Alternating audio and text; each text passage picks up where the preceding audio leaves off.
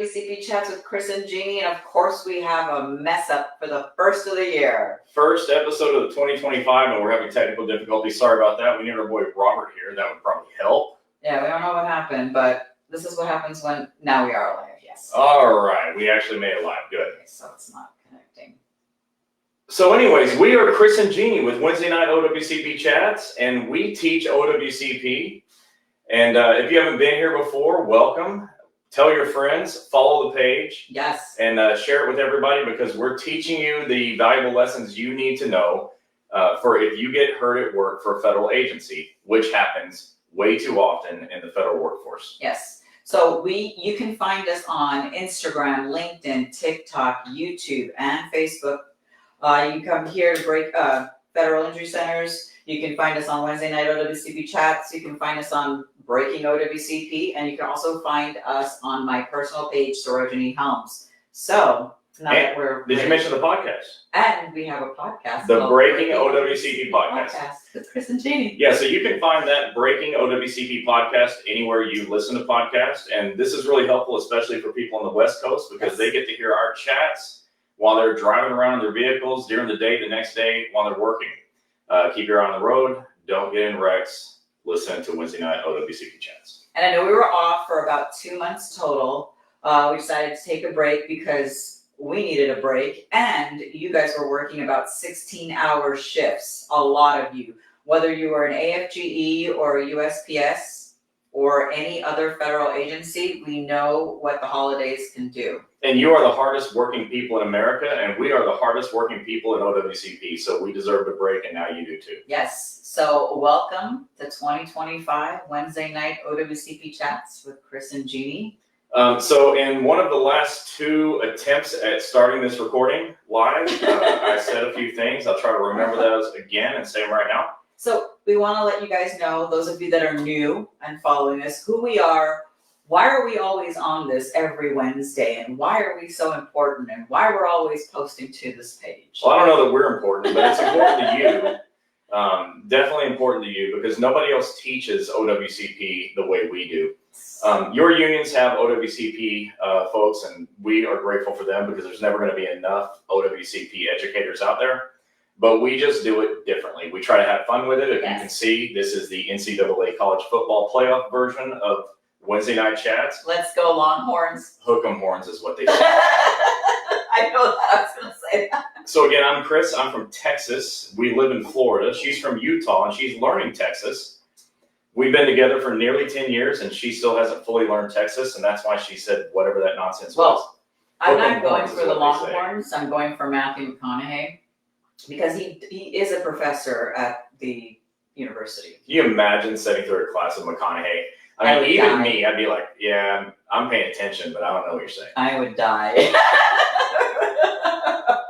And me, I'm a lifelong Notre Dame fan, and so this is the best season our team has had, not in my lifetime, because 87 was fantastic when they won the championship, but since then. And so we're really excited, and so we thought we would just sort of celebrate that tonight. Yep, because tomorrow we're going to be going watching the Notre Dame game. Well, not live. We're going to. Yeah, we're just going to go to a little restaurant and go have some fun. Yeah. Okay. So that's who we are. We're glad you're here. If you're a federal employee, you're in the right place, because inevitably you're going to either get hurt or know, 5 people that will. And when you don't have this knowledge, then your life turns into hell with OWCP, because it's terrible. Your supervisors treat you terribly. The system seems to be built with confusion made into it. And the pain of the system is often far worse than the pain of the injury. Yes. And our goal is to take that particular part of the pain away from you by educating you on what to do when you get hurt at work. So if you're somebody that needs that, you're in the right place. Yes. So welcome. So tonight what we wanted to do, we just wanted to start brand new, fresh. That those of you that do know us, and again, all the new people that started following us as of last year, we're close to 18,000 followers, and we're so excited. We don't Out of 2.8 million federal employees. We don't get anything from that. So we wouldn't mind more people following, because then we can help more people. So if you're on here, first thing to do is go ahead and share this live. So I'm going to do that. But what we are going to talk about is, what do you do when you get injured on the job? And this channel is only for federal employees, not state workers' comp, not anything else. Not anything else. Just federal employees. Yeah, and So- we say that because we often have people on here going, why am I seeing this? Yeah. And my answer to you is, well, unfollow. Yeah, just unfollow if you're No not a problem. federal employee, or if you're not a federal employee, and I'm sure you know a federal employee because you see your mailman every day, tell them to come follow us. So we're gonna go over the main things on what to do when you get injured on the job. All right, fun time's over. I'm gonna get rid of my fun blue sunglasses and put my eyeballs back in. So this is the biggest problem, and I teach federal workers' comp to unions all over the country every year, all the time. We travel more than we're home. Our dogs miss us, but never forget us. And we trained a lot with APWU in the last 2 years, especially in Florida, but in California, and I forget wherever else we're at. We trained a lot of AFGE, which is fantastic. In the past, we did a lot of rural carrier training, but that abruptly stopped due to something we didn't like. And we love NALC and mail handlers. We do a lot of work with the mail handlers as well. And so we do a lot of training around the country, not just here live, but around the country on federal workers' comp. And I've got a training module that I do that's anywhere from 1 to 3 hours long, depending on, what your appetite for this thing is. And 11 out of 10 times that I do this, I get a line of people saying, this is the best training I've ever received. Nobody's ever talked to me in a way that I could understand, and you made it entertaining. Yeah. So we like to do that because it's a boring topic. I wrote 4 books on it. This is one of them. I've got, again, 4. And I always tell people, if you read this book and you're entertained, we need to talk because it's a boring subject. And I think that's why so many people struggle with it, because you don't have a training module in your handbooks at work, and your supervisors sure as hell are not telling you what to do, and your unions unfortunately don't know enough about it, although they care a lot. So if you want to know more about it, this is where you come. Like I keep saying, you're in the right place. Tonight I'm going to talk to you about what a federal employee should do when injured at work, and I do this as part of my 3-hour training every time. There's a form called a C810. All the form numbers on the bottom right corner of all these forms, and I ask for a show of hands every time I'm live in front of an audience of 100 or 200 people or more. And I say, just show of hands, who's ever heard of the C810? And if 100 people in the room, 5 people raise their hand. And that's a shame because, again, it's called what a federal employee should do when injured at work. Now, does that sound important? It does. Very. It sounds very important because it tells you what to do. Well, what we found out through years and years of training is that the number one reason people don't have accepted OWCP injury claims is they don't know how to initiate a claim. The number 2 reason is they can't find a doctor who knows what they're doing in OWCP. And the 3rd reason is they're scared. They literally fear management and the repercussions from filing an injury claim. And we'll tell you how to find a doctor at the end. Yeah, we're going to talk about that too, because I can solve all 3 of these problems in this session today. I can teach you what to do, I can tell you where to go, and I can just tell you, don't worry about your supervisors. I have a rule, it's called, I don't care what my supervisor thinks, so let's just get that one out of the way. When you're hurt, they sleep fine at night. Yeah. You don't have the luxury of caring what they think. And the laws protect you. OWCP was built to protect the federal worker. And unfortunately, supervisors try to get in the way of that. But when you get your claim accepted, you are running the show. And so we're going to talk about that. And before I get into this form, I'll tell you that every year I say this, about 14 to 15% of federal employees nationwide have accepted injury claims. Yes. That's not 14 or 15% of the injured people, because they don't publish all the injured people that didn't have their claim accepted, but they tell you who did. And the numbers that did are typically about 14 to 15% of the federal workforce. Well, we also have a company called Federal Injury Centers. Federal Injury Centers is a franchise company. We have a network of medical doctors, chiropractors, physical therapists, occupational therapists, massage therapists. And our purpose is to get your claim accepted, get you better, and get you back to work as soon as medically possible. We're not the company doctor, and we are here because you need us to be here. Everywhere we go, we hear there's not enough doctors. Even if I have a doctor in a state, it's not close enough, but most states don't have any yet, even though we're in almost 30 states. Yeah. So that's what we do. If you want to know what Federal Injury Centers is about, go to federalinjurycenters.com. But here's a disclaimer. You're here. I said you're in the right place, and you're there because you need to know about OWCP. You do not have to go to Federal Injury Centers in order to get my help. No. We don't require that. We're there as a resource to you, but it's not mandatory for you. Okay, and a lot of you are already asking, do we have locations in certain areas? Again, go to federalinjurycenters.com, click the big locations tab. It's big, bright and red. At the top of the page. You'll be able to find it. And if you don't see a location, it's because we don't have one. Yeah, and then you'll see a lot of our offices, they come on here, they say who they are and their name, address, and phone number. So if you see any of the offices on here, just go ahead, message them if they're on here and give them a call. Yeah, we go to federalinjurycenters.com. At the top of the page, click the locations tab and scroll down. It's all alphabetically by state and then by city. And if you want to know, for example, Kevin, if we have a Federal Injury Centers around South Bend, Indiana, you'll see that the answer is yes, because you'll find the South Bend office there. And of course I have a South Bend office. Look at me. Yeah, we do not have an office in North Carolina. We are working on it. We're working on it. Sorry about that. All right, let's get back into this. Yeah, so what a federal employee should do when injured at work. So let me start with the bottom of this page. It says post on agency's website. So let's say that you're somebody that never heard of a CA-10 before in your life. What's the likelihood that you're going to go to your agency's website to look up a CA-10? Most of you don't. 0%, because you never heard of it. You're not thinking about it. You're not going to your agency's website going, I bet there's a thing called a CA-10. I'm going to go search for it and read it. So what they've done is made this form invisible to everyone, because if you haven't heard of it, you're not going to find it. You can find this form. I'm looking at it off my phone at federalinjurycenters.com. We have a forms tab. So you can find all the forms that I mentioned on my website. I make it easy for you to find on purpose for educational purposes. But the first section, it's broken down to 6 sections. 6 sections. The first section says, report to supervisor. Boo, who likes talking to their supervisor? And especially, who wants to talk to their supervisor about, I just got hurt at work? Well, the bottom line is you have to do it, but it says, report to your supervisor as soon as possible. Well, that's such a pet peeve of mine, because ask Gini what as soon as possible means to me. Now. Now. It means now. As soon as possible, it should say immediately. Now. Report as soon as you're injured, not as soon as possible.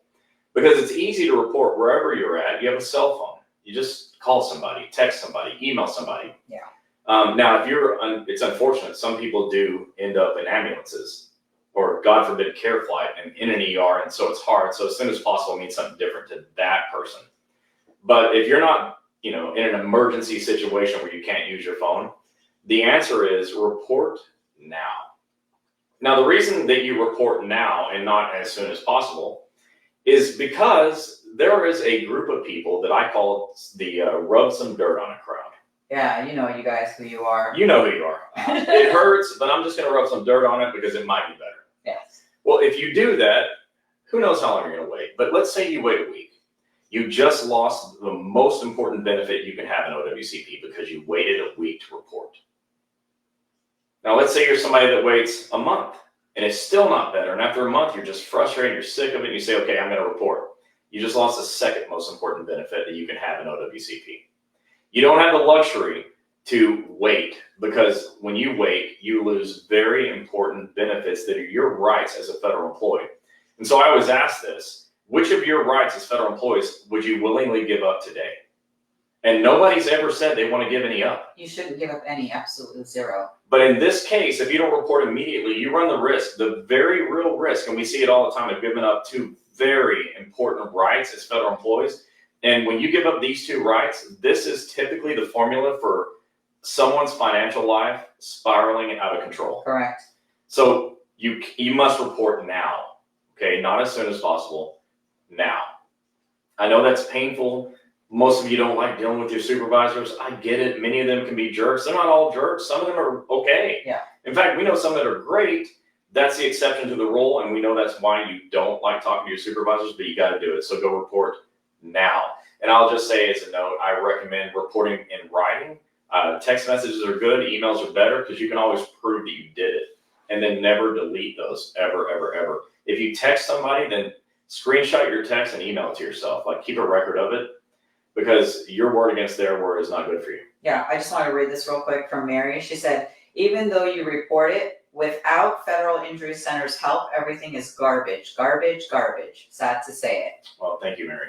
That's really sweet. And we'll get into why Mary says Yeah. that about Federal Injury Centers in a minute. This is not, by the way, this is not a page meant to promote Federal Injury Centers. Federal Injury Centers is there to help you.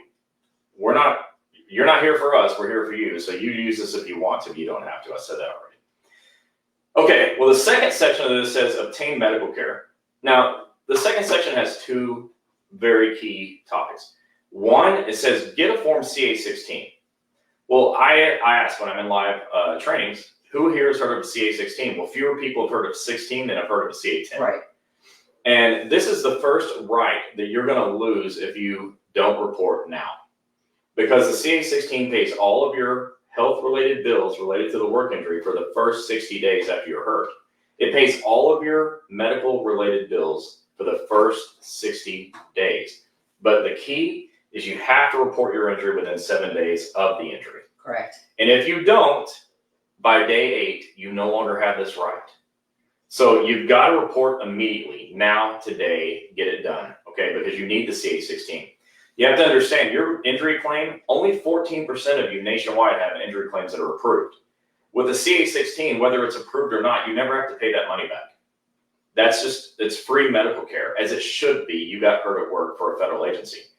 So you have to request a CA-16, but unfortunately your supervisors can be jerks. Yeah. I know a lot of you are asking questions. Just hold. Oh, we're gonna answer until those. we're done. It's really short, what he's going over. So we will be answering every question. Right, so your supervisors have a tendency to be jerks about CA-16s. They do. So I have things that I call Chrisisms. They're things that Chris says a lot. And one of those is supervisors are often either dumb or plain dumb.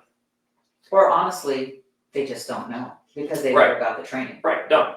So you might have to tell them what a CA-16 is. Show them where to find a CA-16. You have to go to Google and Google OWCP form CA-16. I guarantee you'll find it at Yes. APW's website. Thank you very much, APW. I used to have it on my website, but the Department of Labor demanded that I take it down. Yeah, we got a letter and they told us to take it down. We took it down. It looked pretty official, so I took it down, but you can still find it out there. You need a form CA-16 to pay all your medical bills for the first 60 days after your injury. You never have to pay that back. And that's critical because your claim's not accepted yet. It may never be, but many injuries are going to get resolved in 60 days anyway. So you can get all the care you need for 60 days paid for by the government, as it should be. The second section, or the second part of section 2 here says that you have the right to initial selection of physician. That means you get to choose your own doctor. Now, most of you have heard the rumor that your supervisors can tell you where to go. And you've heard supervisors tell you where to go. And some of you are the people where supervisors said you had to go somewhere. But you don't. You can go to any doctor you want to go. You have the right to choose. Right. 14% of federal workers have accepted injury claims. If you all go where your supervisor sends you to, that's why it's happening. Now, when you come to federal injury centers, more than 95% of our claims are approved. Let that set in for a second. Like, we have our guy on here, Tim Vanderman, who's a part of the offices in DC, Maryland, and Virginia. He just posted he had 625 claims approved this far. Yeah, wouldn't you like to be one of them? So, but you have the right to choose your own doctor, and that's critically important because the wrong choice of physician causes denied claims. Most denied claims are the fault of the doctor. They're not your fault. It's the doctor's fault. It's not the claims examiner's fault. It's not even the supervisor's fault. It's your doctor's fault. And so you have the right to choose the right doctor. I'm going to go later and tell you how to find doctors, and I'm not just going to say go to federal injury centers. Some of you don't want to, and some of you can't. If you're in Nebraska, you can't go to federal injury centers. So I'm going to tell you to find somebody. Plus, while he's on the doctors, do not go to your primary care doctor. They will not know what to do. Right, unless your primary care doctor is willing to learn. Yeah. And willing to do whatever you tell them to do, you're going to have to do better than that. During the holiday time, while we were off, we had so many people message us and tell us that, you know, they went to their primary care doctor and they would show me their narrative. It's a 1-page consultation. That's not a gonna, narrative. That's not going to work it. So your primary care doctor will not know how to write a perfect narrative report to get submitted and accepted by Department of Labor. Yeah, and again, over 95% of ours are accepted. That's what I call a clue. Yes. So the second section says get a CA-16 to pay your medical bills for 60 days and choose your own doctor. Okay, section number 3 says to file your injury claim. So in the first section, you reported it to your supervisor, and that is the key to getting your CA-16. And the third section says to go to ecomp. It's ecomp.dol.gov. And you create an account. It's simple. It's 2 pages on your computer. You can do it on your phone. It's really, really easy. They ask for information you absolutely know, like your date of birth and social and address, an email, and your name. You mostly probably all know your name. And so you just put this stuff in that you know really good, and then you create an account. And from there, you click the CA1 button. A CA1 is the form you fill out to report an injury that happened today. Or the CA2 button, which is the form you fill out for an injury that developed over time. And the CA1 is eligible for the CA16, the CA2 is not. And right now, if you're new at this, you're like, you keep spouting out CAs and numbers and it's confusing. Tell me about it. That's why you're here. It is confusing.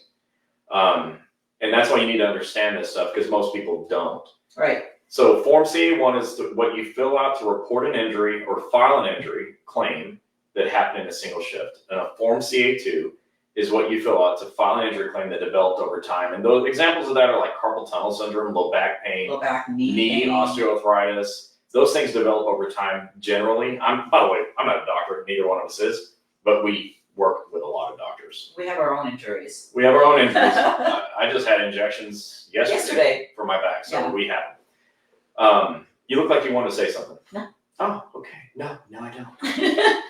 Reminds me of an old Saturday Night Live clip. No, what I was going to say now. Oh, so you were? Yeah, I was going to say something. Like he said, he's shouting out CA this, CA that. As the year progresses, we are going to be covering in depth each of these forms. So pay attention. You can always come back. All of our videos are saved. If your friends don't like social media, have them go on YouTube and watch us. We answer all the questions. So don't worry if you don't know what a form is. He is going to explain what he's going over right now. Just a note to people that are new here. If you're watching me and you're like, what is Chris looking at? Let me just tell you. I have a laptop here where I can see the And we have a screen. TV up there. I can see all your comments. I have a camera right there where I can see us, so I know what we're looking at. And then I've got a TV up there that's just a larger image of my laptop, and I find myself like an ADD kid just like looking at it. Sorry about that. I'll try not to look up there too much, but it's easy for me to see that stuff with my blind eyes. All right, so we're on the third section, ecomp.dol.gov, and you're filling out your CA1 and your CA2 to report your injury to Department of Labor. Now, what happens here is you fill out page 1, and it's not hard stuff, okay? It's all answers or questions you know the answers to.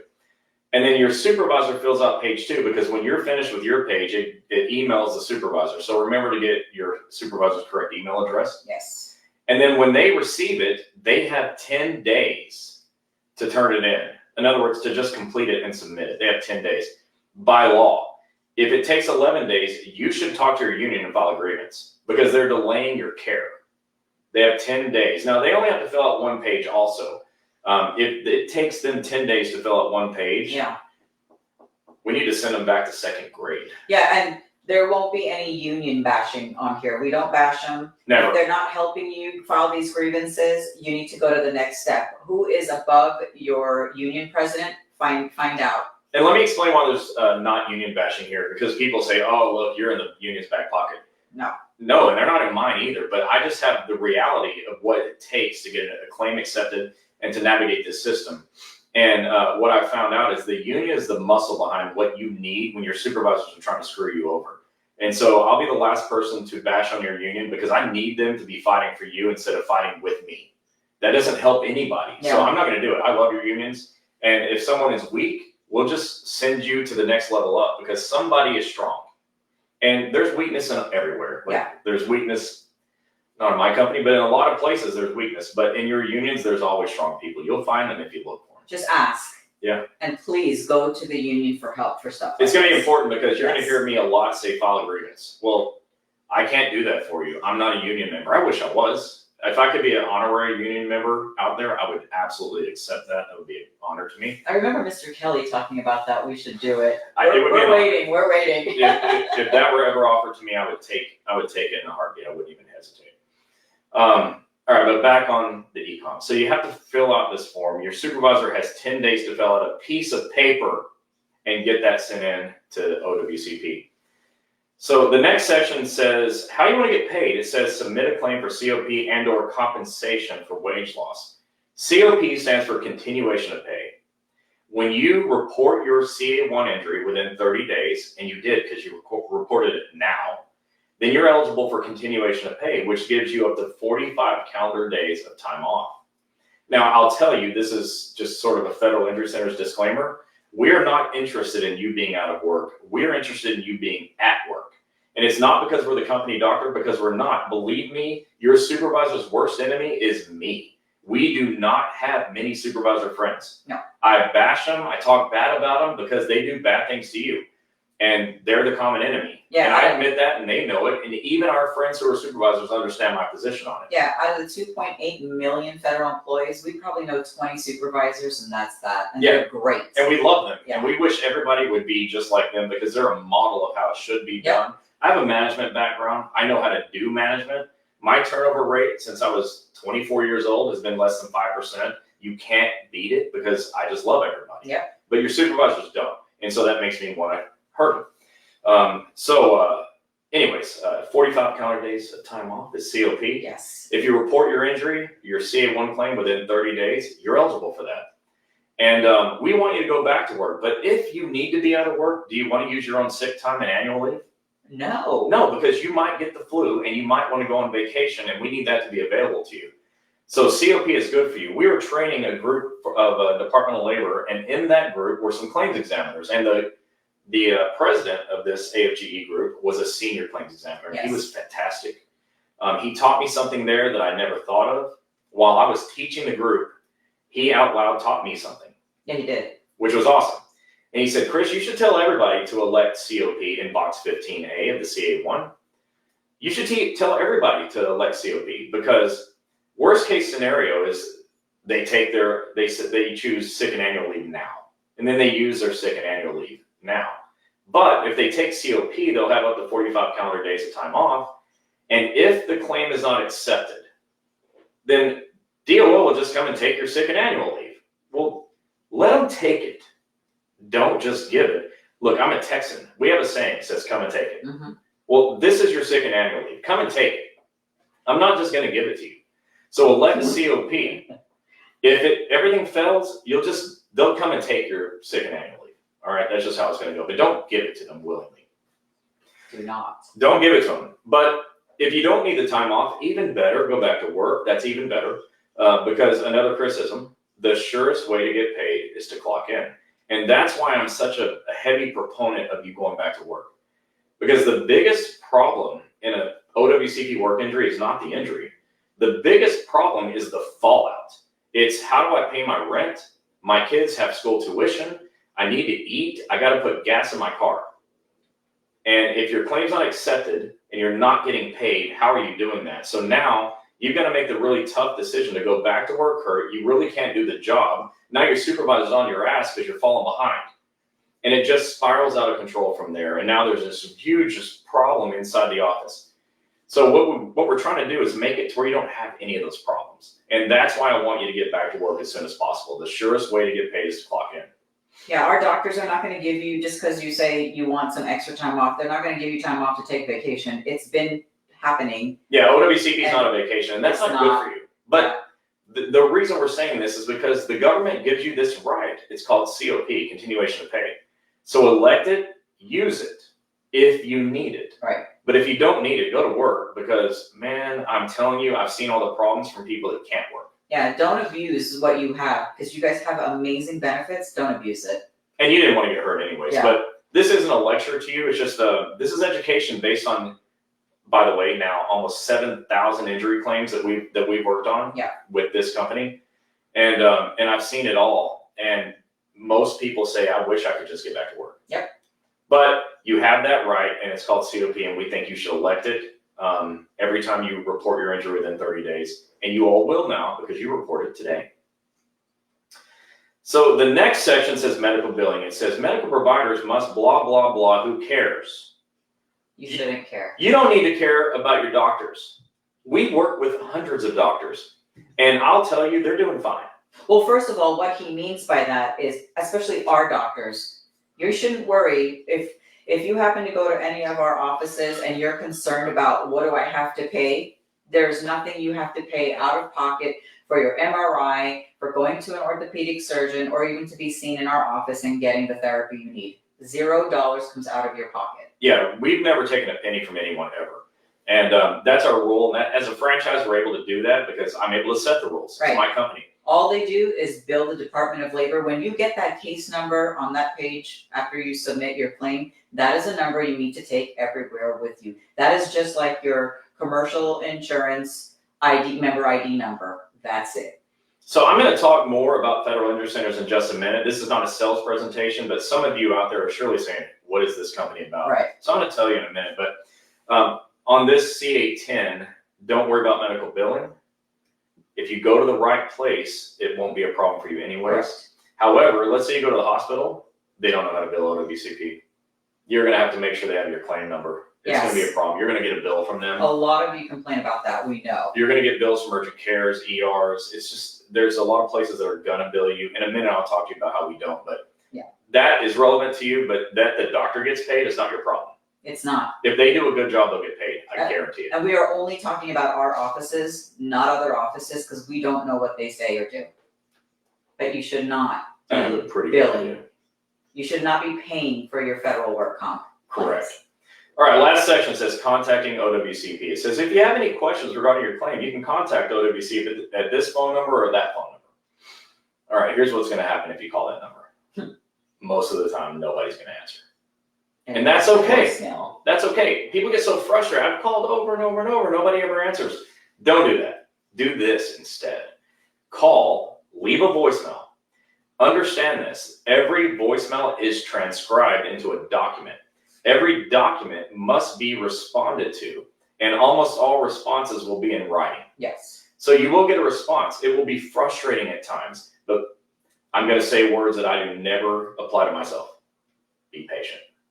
Yeah, because even the claims examiner that Chris was talking about, they actually told us, several of them said, have them leave one message, we will return their call. You have to remember, you guys are 2.8 million of you. They're not that many. There's probably hundreds of them, Yeah. not millions. Yeah, and they have so many patients that they have to deal with on a daily basis. So every time you keep calling, your call gets pushed back. And by the way, they're federal employees too, so They are. they're at the same level you are, and they're just like doing the best they can to stay above water and do their job. And Yeah. many of you know how that feels. Exactly. Especially like postal employees during the winter or during the Christmas season. Yes. Just trying to stay head above water. So I think in my vision, that's how claims examiners are as well. I think they're just buried in claims and there's not enough of them. Hopefully that changes. But leave a voicemail, it'll get handled. If like a month later you haven't heard anything, leave another voicemail. Or you can always email them. You can, well, I don't know if you can. It doesn't give you that option on the CA10. Get your claims examiner email if you ever have to talk to them. Yeah, if you can, that'd be great. Or talk to the supervisor and leave a voicemail there. You will get help eventually, but frustration doesn't solve any problems. So leave voicemails. Correct. So that is the form CA10. It is so simple the way I explained it to you. You should get a copy and post it in your workstation, your break rooms. You should post a CA10. As Jerry Gatewood, our good friend in Virginia, said, you can even post them on the inside of bathroom stalls, whatever it takes, so people will see this form. Because it's hidden, it's invisible on your agency's website. You're not going there to find a form you never heard of. So that's that. Before you ask any questions, let's do that at the end. I'm going to just briefly explain what Federal Injury Centers is. Yeah. I don't want you to take this as a sales presentation because I do want you to come back. This is a place you come for education. This is how you learn how to navigate the system. What we found and what I found years ago, I started doing federal workers' comp in 2007 at a private practice in Texas where I'm from. And we were the most prolific federal workers' comp practice in the history of the world. And we only helped 360 people a year out of 2.8 million federal employees. We were the biggest and baddest federal work comp practice in the world. And we're only helping hundreds of people, not thousands, tens of thousands, or hundreds Correct. of thousands. And what I found out is this isn't big enough. We can do better. Yes. And so after 21 years, I left there, and my, at the time, business consultant, Joe, called me up at home the day I left and said, all right, Chris, are you ready to get started? I said, with what? He goes, your idea. And I didn't have an idea. Yeah. And he said, federal workers' comp, Chris, I think you're the best in the world at this. And here we are. And here we are. Almost 70 locations. That was 2015. Yeah. That was 2015. And so Joe and I got started. We picked up another partner along the way, Tom. Tom learned workers' comp faster than anybody I've ever seen learn workers' comp. Yeah. And in the worst circumstances. Tom won't mind me saying he was pretty sick at the time. Yeah. And from bed learned FICA. And so now we have the greatest team assembled ever of federal workers' comp professionals, experts. And what we did is we created a franchise of doctors, because I realized your biggest problem outside of being scared and not knowing what to do is not having anywhere to go if you're not scared and you do know what to do. Yes. So what we did is we created this franchise called Federal Injury Centers. We have nearly now 70 locations about to come online. And we have probably about 7 attorneys. Yes, 7 lawyers. We're the most compliant healthcare company in the history of the world as well. I was on the phone with 7 lawyers yesterday. Everything we do, we run it past our attorney. Everything. We got healthcare lawyer, franchise lawyer, compliance lawyers. We got litigation lawyers, other healthcare lawyers in other states. Like, we're all over the place doing this because we have to be. Because federal work comp has been littered with fraud over the years and decades and years. And we said, look, we're going to be different than that. Yeah. We're going to make sure that never happens, because we don't want our patients looking over their shoulders when they want to come to a doctor. So that's where we are in this whole thing. We have offices in, I think, nearly 30 states now. Yeah. We're really excited. We have new offices opening in the next 90 days. We have at least, I think, a dozen offices that are coming online, which is exciting, because last year I think we only brought on like 3 new offices, and the year before maybe 2. We really kind of stabilized at 50 for a little while. So now we're getting real big. Yeah. And we're doing that because we keep hearing people say, we need an office here. We need an office here. When are you going to bring an office here? The biggest complaint we get as a company is that we don't have an office near you. Most companies have complaints like, somebody treated me bad, or the doctor was bad, or the wait time was too long. Our biggest complaint is, why aren't you here? But the thing is, it is not us. It is finding the doctors, because when the doctors listen to our spiel and find out what they have to do, they say, this is not for me. Yeah, doctors don't want to help you. Yeah. And you should know that already, because you can't find any doctors to help you. So that's another clue, right? Dealing with federal work comp for these doctors, it's not easy. We tell you the truth, it is not easy. It's hard. A lot of doctors have really funny quirks, like really funny ones, and I'm being nice. Really nice. And it's hard. And you don't need to feel sorry for us. We're doing fine, but we get 100 no's to every 1 yes to bring a doctor on. You wouldn't believe the marketing budget we have just to find doctors. Yes. And to get on the phone with doctors going, nah, I don't want to do this. I don't want to hire an MD. Nah, I only have 900 square feet. We don't have enough room for They this. just don't budge. It's unbelievable, the incompetency out there and the cowardice in the healthcare field. They like the concept, but they don't want to do the work. And in this program, there's a lot of work, a lot of moving parts, a lot of employees you have to hire, from doctors to nurse practitioners to chiropractors to physical therapists, massage therapists, case managers, marketing people. And when they hear all that, all they see is dollar signs going in the toilet, and it's not going in the toilet. Yeah. So it's tough, but we have managed to grow, I think, the largest federal workers' comp practice in the history of the world. I keep saying that, but my philosophy is, if you're going to do it big. And if it's going to be big, make it the biggest. Yes. And ours is, we have never had a compliance issue ever. Nope. Okay, I guess that's not true. We had a couple of franchisees that thought they could break some rules, but they don't work with us anymore. We kicked them out. The minute a franchisee decides to do something that is not in our book and on our compliance book, they immediately are shut down. That's it. No questions. You're getting shut down. But that is, thank God, a small fraction. The vast majority don't have those problems because we teach compliance fanatically. But we get cases accepted at record pace. I said we've helped almost 7,000 people already since we started this franchise in 2020. That's not enough, but that is because not enough people still know about us. Right. And that's your job. You've got to tell people that, hey, there's this office out here called Federal Injury Centers. Check them out. Go to Wednesday night OWCP chats because Chris and Gini are teaching you and helping you answer your questions and solving your problems. So that's what we do. We're a franchise. We follow all the same rules that McDonald's follows, Chick-fil-A, Pickett, the Joint Chiropractic. Yeah. The federal government requires franchisees to follow more rules than just a private practitioner. We have way more rules. You wouldn't believe the book of rules we have to follow that the standard franchise or a private practitioner does not have to follow. Yeah. And we've got to also get registered in all the states we work in. So now each of the states require something different. They have to approve us to work in their state. And it's a very long years sometimes to get into a state. Like we're dealing with some right now that's been in the works for years. And then we have to follow state medical guidelines, Yep. chiropractic physical therapy guidelines. We got to follow federal medical chiropractic physical therapy guidelines. We follow many of the Medicare guidelines. We are required to, we hold ourselves at such a high level because we're required to maintain our registrations and our license in these states. So you can feel comfortable being at a federal injury centers. With that said, I want to tell you how to find a doctor if there's not a federal injury centers. Or if you're watching this and you're like, I don't trust that guy with a Notre Dame hat on. No. All you have to do is go to Google and search OWCP injury doctor in your city and state. And any doctor that wants to help you will be found. Yeah. Because their website will have stuff about OWCP on it. So OWCP injury doctor, city and state, and you can find another office. You do not have to come to us, but what you have to know is the second part of the CA10 says you have to choose the right to choose your own doctor. And I think you need to do that we believe in that so wholeheartedly. It doesn't have to be us, but you can't just go where your supervisor sends you. You have to exercise your rights. Don't give up any of them. And the most important right you have is the right to choose your own doctor. We're here because you need us to be, but feel free to go someplace else. Believe me, if that doctor fails, you'll call me later. Yeah, and remember, our rules in our franchise is not what we tell other people and other doctors. So whatever their rules and what they tell you to do has nothing to do with federal injury centers. What we do is what we do.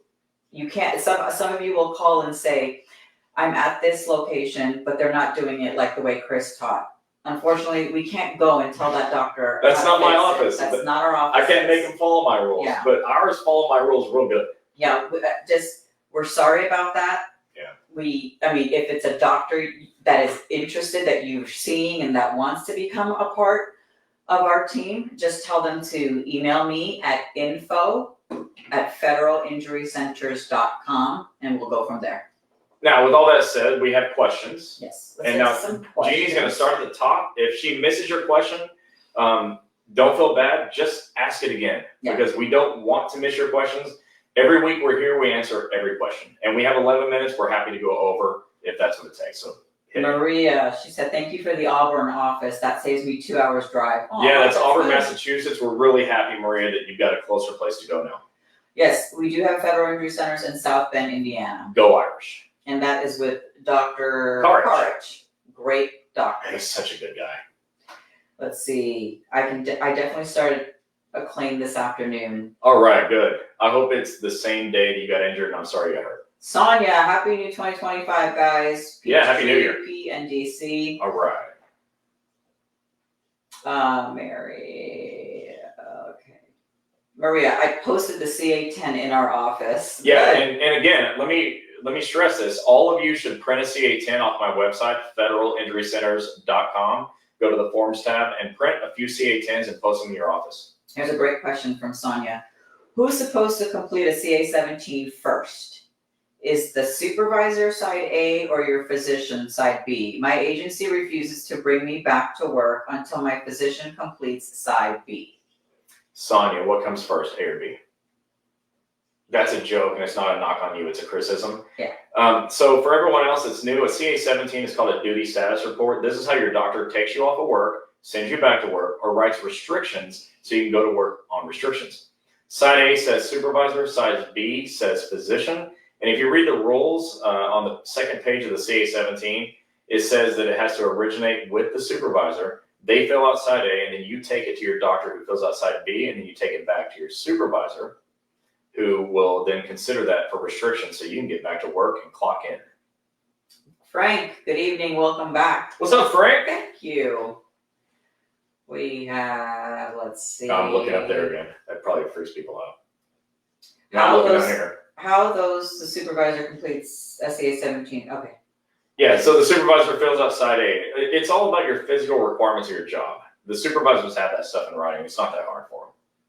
But remember, Don, we're playing dumb. Okay, Walters would love to see a FIC have a branch to help with this. Let us know where you're actually at. Yeah. And don't forget, I just pinned our website for the locations tab. I just pinned it to the bottom. So just go to the tab. If it is not on there, we do not have one. Yet.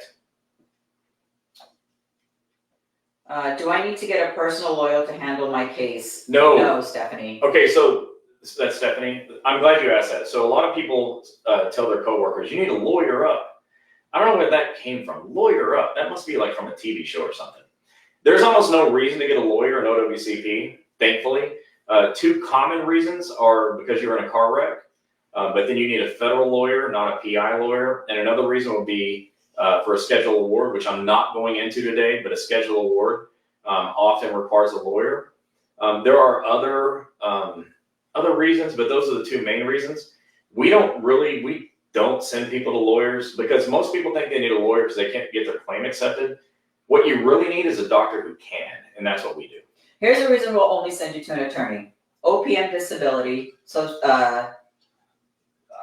federal accidents, if you were rear-ended and you were in your federal vehicle, including an LLV, a roll carrier, then we'll tell you, you need to get a federal attorney because a state PI attorney will get this screwed up. Trust me, we've seen it, we've heard it. Yeah, we're not going to go into that. We will have a whole thing on third-party injuries. We teach all year long, so we'll have a whole class on it. Schedule awards, we tell everybody, go to Eric Flowers because he's best at it. He's the best in the world. So those are basically, if you have a claim that's not being able to get accepted, it's probably the doctor's fault, not anything else. And don't blame your claims examiner. Any offices in Georgia? We have a few, yes.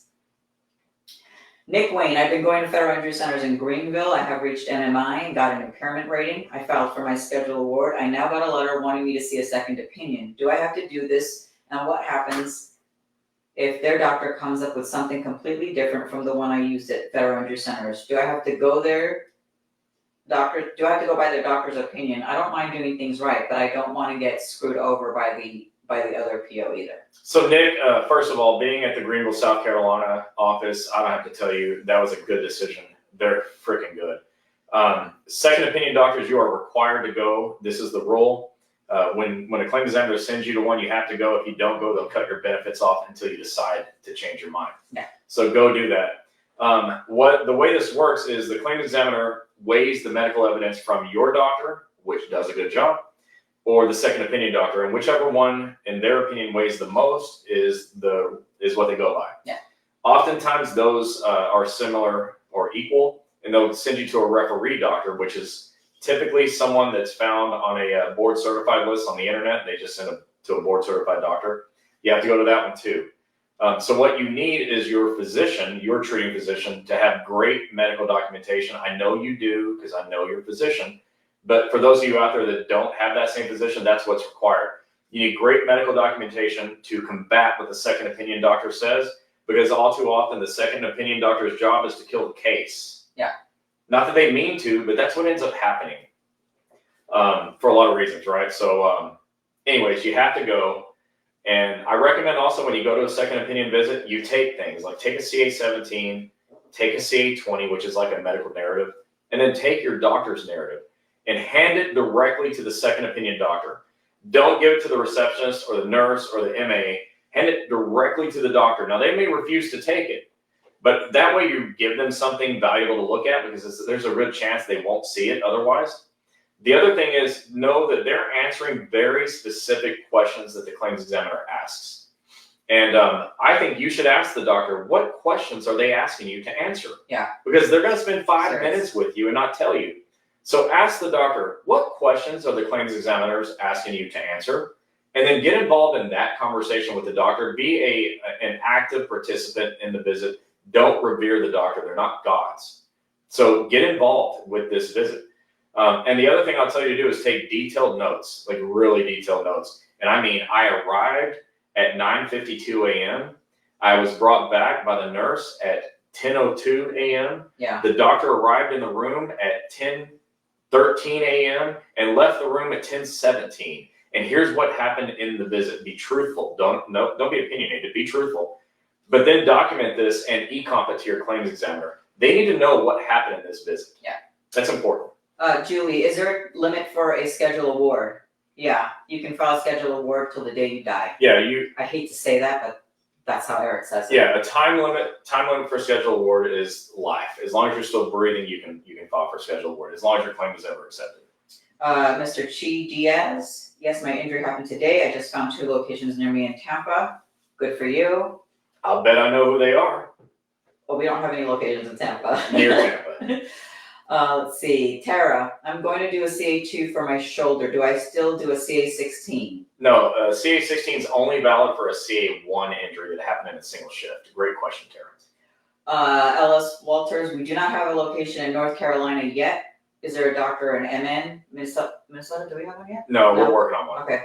It's actually, Ronaldo, it's actually Eric Blowers. It's like Flowers, but with a B, but Yeah. feel free to call him Flowers for my amusement. Go Longhorns, Princeton, Texas here. I disown Chris. I can't look at that ND gear. Thanks, Lewis. Hold on a minute. Now, Lewis, I don't know your name, but I graduated from Princeton High School in 1993, so take it easy. We're from the same alma mater, man. He says, how long can someone be off on work comp? I've seen people be off decades. There's not a rule on that. The key is get back as soon as possible because your life is better when you're clocking in because you don't have to jump through hoops to get paid. Right. Click over here. There you go. All right. Just keep scrolling. Quit using this side. No, no. Over there. You keep doing that. I have this mouse pad. You know, you go to the right side, it's like right click. The left side is left click. She loves the right side. She likes right clicking. Ronaldo, I've only been off this long because of complications that just keep piling up, but I haven't heard a single word from the Postal Service at all. Well, you may have to initiate that too. And don't forget, you have unions that are like really great for you. So work with them. I don't know how to extend this. It's so annoying. Go to the next one. What did you click? All right, what's the next question? Anything? Okay, now we're back. Sonia said, I've been off since August, been cleared to return back to work, but not. I'm getting OWCP benefits, but I want to go back to work. I wrote my grievance and filed an EEOC against the agency. While it's in the pre-hearing process. Well, and that's not really a question, but I like that. You have other options. EEOC, equal employment is an option. Labor board charges, which are really good for your union to help with. Grievances. These are all important tools that you've got in your tool bag to help combat what your agency, your supervisors do to you. All right, there was a question on this side. Let me go on over to here. Melissa. Ron Burgundy, fix your mic. Okay, Melissa said if you Who said that? Who else would say that? Robert. Melissa said, if you get an injury approved and you re-agitate it, what form do you use, a CA1 or a CA2? If you have an injury approved and then it is made worse or re-agitated, as you said, it's actually called a CA2A. So get a CA2A, notice of reoccurrence. But you want to go to your doctor first and make sure it's not a new injury. Don't just assume it's the same thing. Yeah. I like to use the knee as an example because I have a really bad knee with lots of torn ligaments and reconstructed ligament. And there are 4 ligaments, tendons, muscles, bones. I think that's about it. And unless you've got x-ray vision, I don't know how you know what's going on inside of there, right? So go to the doctor first and make sure it's not a new injury. When your doctor confirms that it is just an exacerbation of the old injury, then fill out a CA2A. If it's a new injury, fill out a CA1 or CA2 based on how it happened. Nick said, thanks for answering my question. I tried to take notes while you were talking. Does this broadcast stay up so I can hear your answers again? Y'all are awesome and thanks. Yes. All of our videos from since 2016 16. are there. There is like over 2,000 videos. We've never deleted it. Yeah. It's there for you. Deleting it would be a disservice to you. Ronaldo, I have a question. If you guys have the time, if I cannot return to full duty, or if I'm even out longer than I have been, can they let me go? Or can they place me on another position? I'm sorry, that's 2 questions. I never really had any luck in my station at all. My boss, well, was a bit much in every possible way, making my life a living heck. So they can take your position from you. They can require you to go to sort of retraining. So you go to another position. You could even go to another agency. You could end up on disability, which is, to me, a disaster. Yeah. I think you need to stay in really close contact with your union about this, because your union is going to be, like I said, they're the muscle. They can help fight for your job. Yeah. And that's what they're there for. You pay dues for them to fight for your job, for every aspect of it. And they take pride in that. So I want you to go speak to them. All right, last question, Mr. Thompson. I've been off for about 3 years, just had back surgery, but my office keeps sending me paperwork for a PDI. Yeah, well, I'd fill that out. Like, you can't ignore this stuff. Get with your union, okay? You got to do that. But if you ignore it, they're just going to do other things to you, so don't ignore it. How do you know if you're given a good percentage rating, a good percentage? Okay, how do you know if you're given a good impairment rating, a good percentage? Oh, yeah. A good, so I'm not a doctor. I'm not an impairment rating expert. I know the rules of impairment ratings, but I do not know how to calculate them because I'm not a doctor.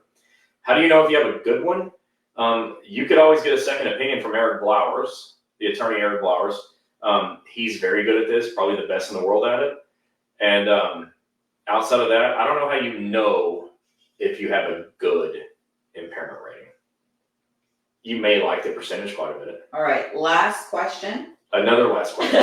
How long does it usually take to get compensated after filing CA7? I have about 4 to 5 forms that are stuck on either entitled or developed. Thanks for your help. Remember, when you fill out your CA7s, your claim must be accepted first. Yeah, so once your claim is approved, you start turning in CA7s. And the best thing I can tell you is I saw correspondence from a claims examiner who told an injured worker to turn their CA7s in once every 2 weeks so they can be paid regularly. So that leads me to believe you should be paid every 2 weeks or once a month. Excuse me, or once a month. But you should turn them in every 2 weeks. Yeah. And they're done by e-comp now, so it's a lot easier. You're just doing it on a computer. Kevin, and everybody on here, I don't know if you know this, for all the new folks on here, you have 3 years to report your injury from the date it happened. So Kevin, Woody, you just got injured on the 25th. You have 3 years to report it. As Chris said at the beginning, report it now. Report it now. You do have 3 years, but look, the time frames are really confusing. In fact, I'm going to read them a paragraph out of my book. This is my first book, okay? I have a chapter called Time Frames, and it's page 58. And I just want to read this. So here's what happened. I wrote these books called Breaking OWCP. And when the COVID lockdown first hit in 2020, Gini and I were flying 54 times every 52 weeks, training you. And just like that, we were done. Yeah. You were not done. What were they calling federal employees? You were Essential. Essential workers. We were not essential. Although I think it is essential that you know what we do. And so I was listening to a book, an audio book, and this guy, Gary Vee, who I really like, he's a marketing guy. He was talking about this consulting trip he did, where he told this guy, "You mean you don't even have a book?" I hit pause and started writing a book. He did. In 3 days, he was done. And 3 days later, this book was done. I had it at the printer, and a week after that, I had 1,000 copies. And on this book, it's this particular chapter is called Time Frames. And I'm just going to read this one paragraph because it's that confusing. So I said, first, and really just for my amusement, and I was probably delirious because for 3 days I didn't sleep, I'll give you the confusing version. You have 7 days to report your injury and still be eligible for a CA16. But as long as you report within 30 days, you can still be eligible for COP. The CA16 is good for 60 days from the date of injury, and COP is good for 45 days. That's 45 calendar days, not consecutive days. Although you have 7 days for the CA16 and 30 days for the 45 days of COP, you actually have 3 years from the date of injury to report a CA1 claim, and 3 years from the date you knew it was work-related to report a CA2 claim. Of course, most claims are denied. You have 12 months from each denial to file for reconsideration. Got it? It's confusing. Yeah. And that's why you come here, okay? Because OWCP is confusing. Yeah, and you guys are like wondering, what is he talking about, this training? Okay, so not only do we do Wednesday night chats every Wednesday at 8 p.m. Eastern Standard Time, there will be Wednesdays we are not on here because we are traveling to actually come and train you in person. And what I mean by that is unions contact me and we come out and we train for 3 to 4 hours, and we train you from the minute you get injured all the way to when you get a scheduled award if you got into an accident. It's a 3 to 4 hour training. We bring fun stuff, some goodies, some books if we have it. We answer all your federal work comp questions. We're there, we get to hang out with you guys, and it's been great for the last 10 years almost. Yeah, we really love it. So if you guys want us to come and train your union, we do state conventions and national conventions. Please email me. And Jacqueline, here's my email, info@federalinjurycenters.com. That's an S on the end of Federal Injury Centers because we had 70 of them, not one. We do not charge for this training. Again, it is a 3 to 4 hour training. The full training lasts that long with Q&A and whatnot. So if you are planning your state convention this year, your national convention, if you'd like us to come and train, again, it is a free training. We will come. It's first come, first serve. So get us on your calendar. We are already getting booked up already for the year. So with that said, thank you guys for being on here tonight. It's our first night back, and we will see you guys next Wednesday, and I'll end it with you. Okay, so many of you may be new here, and I'm showing you this. These are the 4 books that I wrote. You are not here for me to sell books. I don't care if you buy them. Yeah. I mean that very sincerely. But I wrote 4 of these books. I mean, I like that people have these books. I think it's super helpful. Everyone says it's the best books they ever read on the topic. But these are the 4. And I just want everyone to know that in 2025, I've got a book coming out that is a culmination of all 4 of those books combined, including new content. And I expect to have that out no later than June, and it'll be available to the public at that point. But it will be the final chapter. I will never write another book on OWCP after this book is complete, and because I'm not going to be here forever. Correct. Unfortunately, I won't be around forever. I'm going to be 50 years old soon. I'm not going to be here forever. But OWCP's been around since 1916. It's probably not going anywhere. And so long after I'm gone, the ultimate guide to how to navigate OWCP will still be here. So keep an eye out for that. We will absolutely promote it, and you'll all have an opportunity to get the book. So if there's any topics you guys want us to train you on here live every Wednesday, go ahead and comment below. And if we did not answer any of your questions, we will do so after. So with that said, welcome everyone back to Wednesday Night OWCP Chats 2025. We will see you guys next year. See you later. Good night.